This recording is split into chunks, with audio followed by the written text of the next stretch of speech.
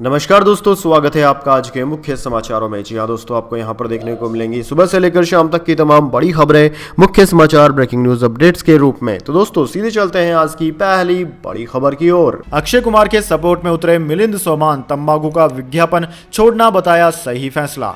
जी हाँ दोस्तों, बॉलीवुड के खिलाड़ी अक्षय कुमार इन दिनों सुर्खियों का किस्सा बने हुए हैं। उन्होंने हाल ही में तंबाकू के ब्रांड के विज्ञापन को छोड़ने का फैसला किया। अक्षय ने सोशल मीडिया पर पोस्ट शेयर करके अपने फैन से माफी मांगी है।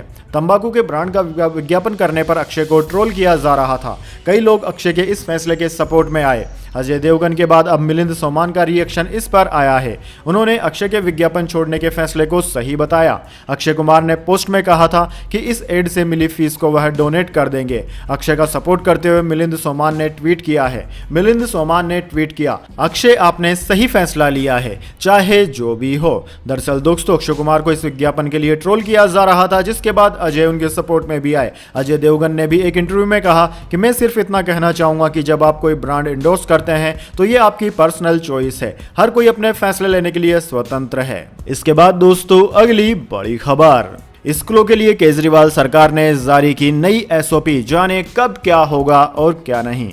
जी हां दोस्तों, देश की राजधानी दिल्ली में कोरोना वायरस के बढ़ते प्रकोप के बीच अरविंद केजरीवाल की सरकार ने फैसला किया है कि अभी स्कूलों को बंद नहीं किया जाएगा। हालांकि केजरीवाल सरकार ने स्कूलों के लिए कोरोना वायरस के रोकथाम और इससे बचने के उपायों के तहत एक एसओपी जारी कर दी है।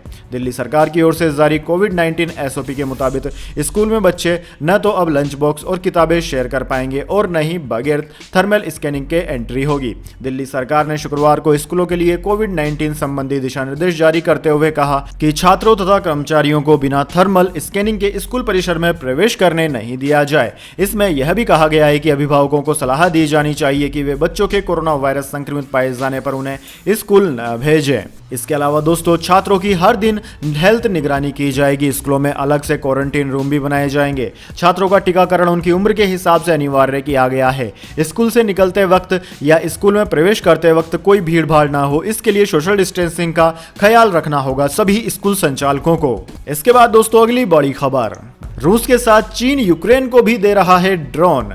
जानिए अपने फायदे के लिए ड्रैगन खेल रहा है डबल गेम। जी हां दोस्तों, यूक्रेन के खिलाफ रूस के युद्ध छेड़ने के बाद अमेरिका समेत कई पश्चिमी देशों ने उस पर कड़े आर्थिक प्रतिबंध लगाए। चीन शुरू से ही इस जंग में रूस के साथ खड़ा होने की बात कर रहा है और यूक्रेन पर हमले का विरोध नहीं कर रहा है। लेकिन दोस्तों दूसरी ओर हकीकत यह है कि चीन रूस यूक्रेन युद्ध और रूस पर लगे आर्थिक प्रतिबंधों के जरिए अपना भला करने में जुटा हुआ है। जी हां दोस्तों, रूस यूक्रेन युद्ध को भांपकर चीन पहले से ही इसके फायदे लेने की कोशिश में जुट गया था। युद्ध शुरू होने के बाद भी उसने न केवल रूस बल्कि यूक्रेन को भी अपने फायदे के लिए इस्तेमाल किया और दोनों ही देशों को अपना ड्रोन दे रहा है। दोस्तों आपकी जानकारी के लिए बता दें, वह दोनों देशों को अपने हथियार सप्लाई कर रहा है, जैसे कि ड्रोन इत्यादि। ऐसे में फायदा सिर्फ चीन का हो रहा है और लड़ाई रूस और यूक्रेन की बढ़ रही है। इसके बाद दोस्तों अगली बड़ी खबर, जहांगीरपुरी न्यूज, जुलूस से पहले अंसार ने बनाया था यह प्लान, क्राइम ब्रांच ने किया खुलासा। जी हां दोस्तों, जहांगीरपुरी हिंसा मामले की जांच कर रही दिल्ली पुलिस क्राइम ब्रांच के सूत्रों ने कहा है कि हिंसा के मुख्य आरोपी अंसार ने हनुमान जन्मोत्सव पर निकाली गई शोभा यात्रा को रोकने की प्लानिंग पहले से ही कर ली थी। उसने इसके लिए 7 दिन पहले मीटिंग भी की थी। सूत्रों ने शुक्रवार को बताया कि 16 अप्रैल को हनुमान जयंती के जुलूस से 7 दिन पहले अंसार ने हमले को अंजाम देने के लिए एक बैठक बुलाई थी।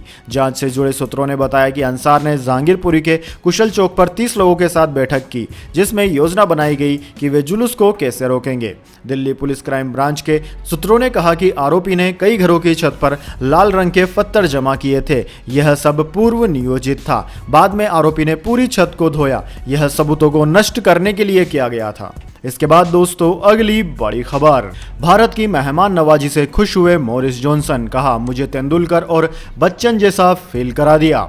जी हां दोस्तों, ब्रिटेन के प्रधानमंत्री बोरिस जॉनसन ने शुक्रवार को राष्ट्रीय राजधानी दिल्ली में प्रधानमंत्री मोदी से मुलाकात की। इस दौरान दोनों नेताओं के बीच रक्षा और कारोबार समेत कई मुद्दों पर द्विपक्षीय बातचीत हुई। दोस्तों इस वार्ता के बाद बोरिस जॉनसन ने मीडिया को संबोधित करते हुए प्रधानमंत्री मोदी को अपना खास दोस्त बताया। साथ ही कहा कि मुझे सचिन तेंदुलकर और अमिताभ बच्चन जैसा एहसास हुआ। बोरिस जॉनसन ने मीडिया से कहा कि my friend Narendra Modi, my खास दोस्त, गुजरात में और अब दिल्ली में मेरी खास और शानदार शानदार अगवानी हुई। मुझे सचिन तेंदुलकर जैसी फील आई। साथ ही मुझे ऐसा भी लगा जैसे मेरा चेहरा अमिताभ बच्चन की तरह खिला हुआ हो। बोरिस जॉनसन ने इस दौरान यह भी कहा कि भारत और ब्रिटेन के बीच साझेदारी हमारे समय की परिभाषित दोस्ती में से एक है। ब्रिटेन नौकरशाही को कम करने और रक्षा खरीद के लिए डिलीवरी के समय को कम करने के लिए एक भारत विशिष्ट खुला सामान्य निर्यात लाइसेंस बना रहा है।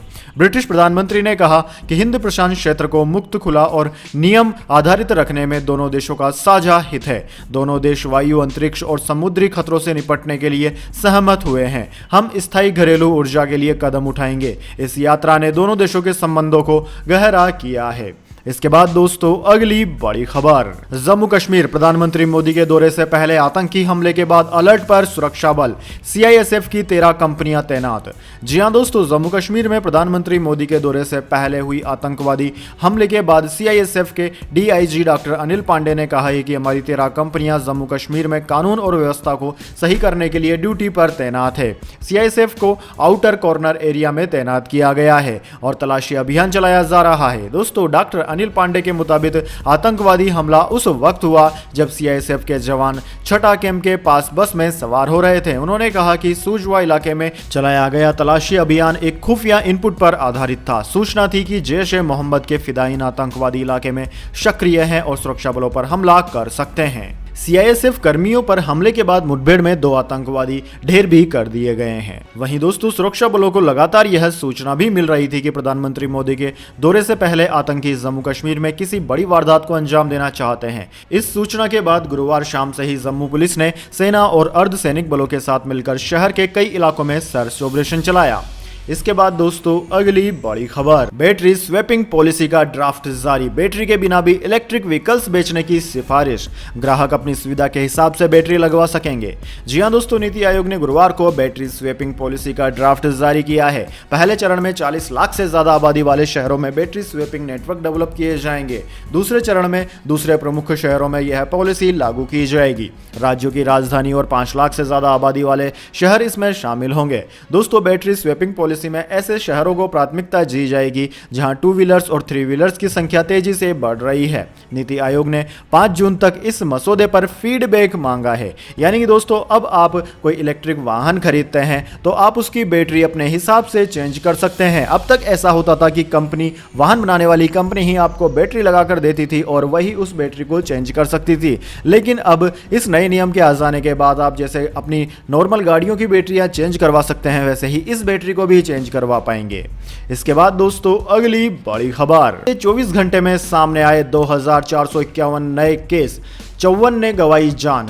जी हां दोस्तों, केंद्रीय स्वास्थ्य मंत्रालय ने शुक्रवार को अपडेट किए गए आंकड़ों के अनुसार बीते 24 घंटे में 2451 नए कोरोना केस सामने आए। इसके साथ ही देश में कोरोना से अब तक संक्रमित हुए लोगों की कुल संख्या 4,30,52,425 हो गई है, जबकि सक्रिय मामले बढ़कर 14,241 हो गए हैं। दोस्तों स्वास्थ्य विभाग द्वारा जारी आंकड़ों के मुताबिक बीते 24 घंटे में 54 कोरोना संक्रमित मरीजों ने अपनी जान गंवा दी। देश में कोरोना से जान गंवाने वालों की कुल संख्या बढ़कर 5,22,116 हो गई है। मंत्रालय ने कहा कि सक्रिय मामलों में कुल संक्रमण का 0.03% शामिल है, जबकि कोविड-19 का रिकवरी रेट 98.75% दर्ज किया गया है। इसके बाद दोस्तों अगली बड़ी खबर, मुंबई इंडियंस की लगातार 7वीं हार से निराश कोच जयवर्धन ने बताया किस तरह हासिल हो सकती है जीत। जी हां दोस्तों, आईपीएल के इतिहास में लगातार 7वीं हार ने मुंबई इंडियंस को 2022 सीजन में वर्चुअली अर्ली एग्जिट क्षेत्र में छोड़ दिया है। एमएस धोनी की ताबड़तोड़ बल्लेबाजी ने गुरुवार को मुंबई और चेन्नई के बीच खेले गए मैच का रुख बदल दिया। धोनी द्वारा लगाए गए आखिरी ओवर में 1 छक्का और 2 चौकों की मदद से सीएसके ने मैच अपने नाम कर लिया। वहीं मुंबई की यह लगातार 7वीं हार है। दोस्तों इससे टीम अंक तालिका में सबसे नीचे है। मैच के बाद मुंबई टीम के मुख्य कोच महिला जयवर्धन ने कहा कि मैच को जीत के साथ खत्म करने की कमी को टीम को अपने क्रम में सुधार करके बदलना होगा। उन्होंने कहा कि जयदेव उनादकट के पास अंतिम ओवर था जिसमें टीम को जीत के लिए 16 रन की जरूरत थी। उन्होंने दूसरी गेंद पर 1 विकेट चटकाया, लेकिन धोनी ने मैच को अच्छा फिनिश टच दिया। जयवर्धन ने कहा कि अंत में उनादकट अपने ओवर को नहीं संभाल पाए, जिससे मैच हमारे हाथ से फिसल गया। उन्होंने उन्होंने कहा कि टीम में थोड़ी मनोबल की कमी है। धोनी के एक छक्का लगाने से उनादकट का मनोबल थोड़ा कमजोर पड़ गया, जिससे वह गेंद को अच्छे से नहीं डाल पाए। धोनी एक अनुभवी खिलाड़ी हैं, उन्हें मैच को अंत तक ले जाने और उसे समाप्त करने के लिए भी जाना जाता है। इसके बाद दोस्तों अगली बड़ी खबर, किसान नेता राकेश टिकैत का बड़ा बयान, कहा जल्द होगा बुलडोजर और ट्रैक्टर में मुकाबला, सड़कों पर आएंगे।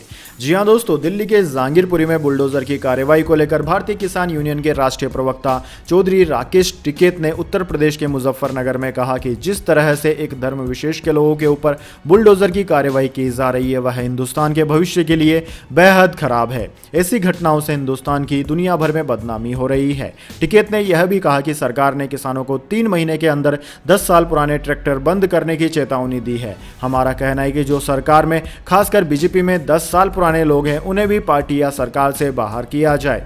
टिकैत ने कहा कि अभी तो एक ही बुलडोजर चला है, लेकिन दिल्ली में 4 लाख ट्रैक्टर चले थे और लोग घबरा गए थे। सरकार 10 साल पुराने ट्रैक्टरों को बंद करने की बात कर रही है, लेकिन बहुत जल्द ही ट्रैक्टर सड़कों पर आएंगे और ट्रैक्टर बुलडोजर का आमने सामने मुकाबला होगा। राकेश टिकैत दोपहर मुजफ्फरनगर जिला कलेक्ट्रेट में जिला अधिकारियों से मिलने पहुंचे थे, जहां उन्होंने मीडिया से बात करते हुए कहा कि आज जिस तरह से एक धर्म विशेष के लोगों को परेशान किया जा रहा है उसका अंतर्राष्ट्रीय स्तर पर गलत संदेश जा रहा है।